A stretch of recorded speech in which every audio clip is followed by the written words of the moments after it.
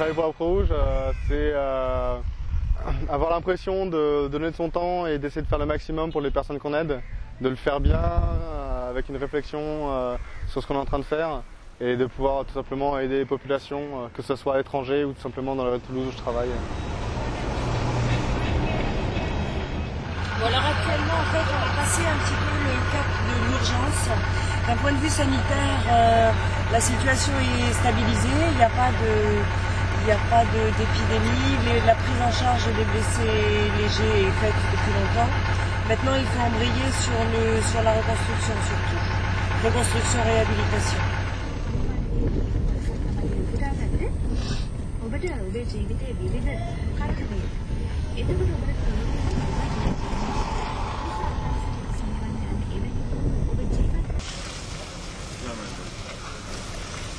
En fait, je m'attendais, on va dire, à pire d'un point de vue destruction. C'était une impression en fait que la catastrophe n'était pas si importante de ça, et c'est en passant de ce côté de la rivière, parce qu'en fait où on est séparé de la ville par une rivière, un cours d'eau, une petite lagune, où un pont en métal a complètement été arraché, et c'est en arrivant ici qu'on s'est aperçu de l'ampleur des dégâts et des conséquences matérielles et humaines qu'il y avait sur la population.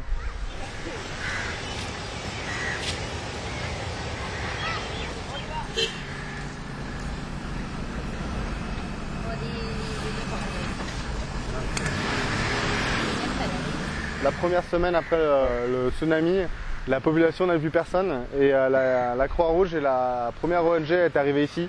Et quand la population nous a vu arriver, elle a eu le sentiment en fait qu'on s'occupait d'elle et de ne pas être délaissée. Et je pense que ça a un réel effet psychologique sur le moral de la population locale.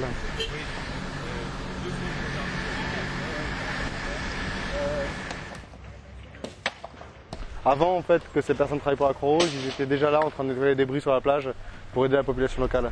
C'est des gens volontaires qui ont envie de travailler, ils ont de l'initiative et franchement ils font un travail énorme. On peut leur demander à faire le travail, ils font super bien, super vite et avec envie, parce que je crois qu'ils sont conscients que qu'en fait ils font le travail pour eux.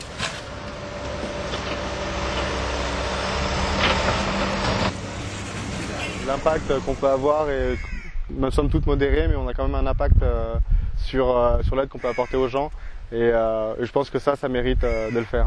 C'est une forme de partage et redistribuer un peu du temps qu'on a et des richesses, on va dire, pas forcément matérielles, mais qu'on peut avoir en étant dans un pays riche. C'est donner du temps pour les gens qui n'ont pas forcément cette chance.